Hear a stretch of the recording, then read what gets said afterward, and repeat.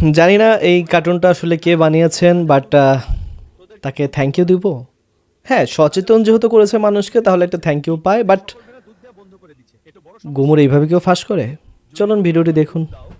আচ্ছা, আপনি কয়টা আসন চান? আমার 100 আসন লাগবে। খালি 100 আসন না, সাথে প্রধানমন্ত্রী পদটাও লাগবে, একদম লিখিত দিতে হবে।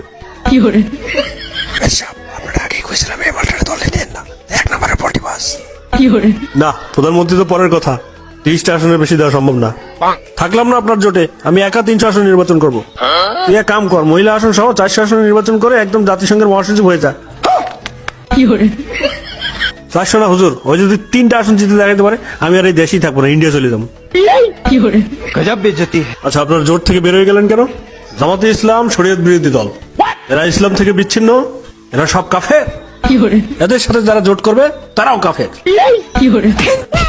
চুপ কর ভণ্ড কোথাকার। যুগে যুগে আলেম ওলামারা যতবার একত্রিত হওয়ার চেষ্টা করেছে, ততবার তোরা পিছন থেকে ছুরি মেরেছিস।